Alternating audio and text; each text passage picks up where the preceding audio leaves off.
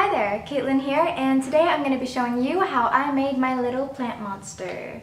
So let's get started.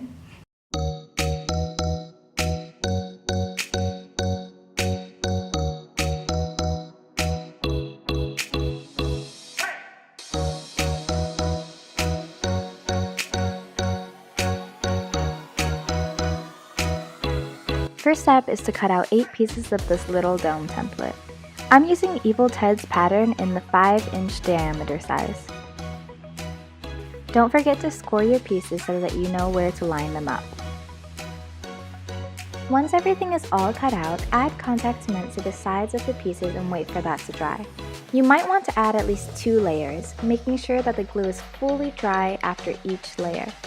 Attach the pieces together, making sure that the score marks line up. After you have one dome bowl together, you can shape it better using a heat gun.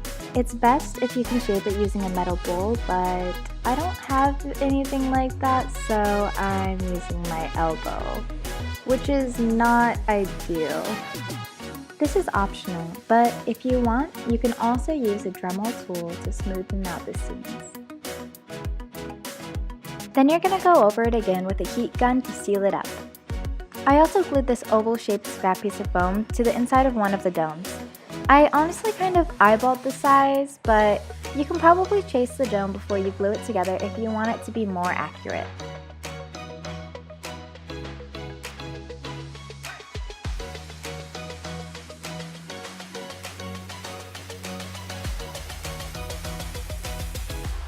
I cut out a strip of foam about 1/4 of an inch across. This will be glued on the open parts of the dome to create lips. And after it dried, I used the heat gun to heat it up and glued it to the dome. Half of it on the outside and half inside. I also cut out little triangle pieces to add to the edges and complete the lips. Next, I drew and then cut out a tongue.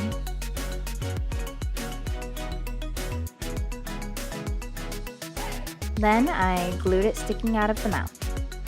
I made the teeth using an old cereal box. I just drew little triangles and cut them out and taped them onto the plant monster so I could get an idea where I wanted to glue them. After I was happy with placement, I glued them to the inside of the mouth. After that, I went ahead and attached my plant head to a wire. I pretty much just shoved the wire into the center of the back of the head and bent it on either side. I also glued a bit of foam over the wire sticking out of the back of the head to keep it in place. I decided the length I wanted the wire to be, keeping in mind to leave extra to put on the inside of the plant pot to glue down, and then I cut the excess. Next, I went ahead and attached the wire to the bottom of the plant pot. I glued a bit of craft foam on top of the wire to hold it in place. I also dropped a few rocks in the pot to give it some weight. Now we're going to work on covering the stem of the plant. I cut out long strips of foam about 1/4 of an inch wide. I covered that and the exposed wire in contact cement. Then, after it was dry, I wrapped the foam around the wire, overlapping it halfway each time I wrapped it around. I also added extra bits of wire hanging out to give the effect of overgrown roots. I attached 2 short wires to the main root and another just hanging off the side. You can customize these how you like it. It's just the same process as before where you wrap the strips of foam around the wire. After I finished wrapping, I filled the pot with ripped up cereal boxes pieces. To get ready for priming and painting, I covered the pot with some scrap paper so it wouldn't accidentally get spray painted and taped that into place. I also covered the tongue and the teeth because I'm going to be priming them with a clear gloss emulsion, and the rest of the plant I'll be priming with Plasti Dip. Painting time! I mixed up a light green color and covered the plant head and roots as a base color. After that, I mixed an even lighter green to detail it. Paint a layer of that color onto a craft sponge and blot that all over the entire head. Repeat the same thing with the darker green color. You can skip these steps if you want a more cartoon effect and just stick with solid green colors. But I want mine to be a little bit more realistic. I mixed a dark red color and covered the lips. And I used red paint to make blood dripping out of the plant's mouth. My teeth were already white from the box, but if yours are not, then you'll need to paint it white. I then added some different shades of red to the teeth. To make a more wet look, I added a few layers of glossy Mod Podge to the tongue, teeth, lips, and blood drips. I also did one layer over the entire plant.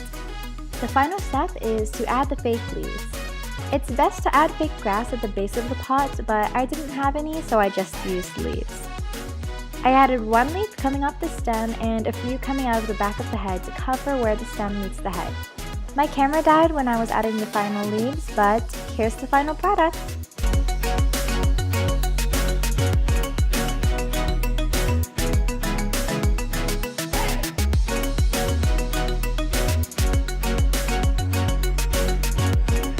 And here she is! This is how I made my little plant monster. Now, I made her for my Poison Ivy cosplay, but if you could tell, I was heavily inspired by Audrey 2 from Little Shop of Horror. So if you want to make your own Audrey 2, you could do that. I think it's a really cute little desk decoration, and it's actually not too hard to make. I did it in like a day or two. So if you want to have a little fun project, it's a cute gift too.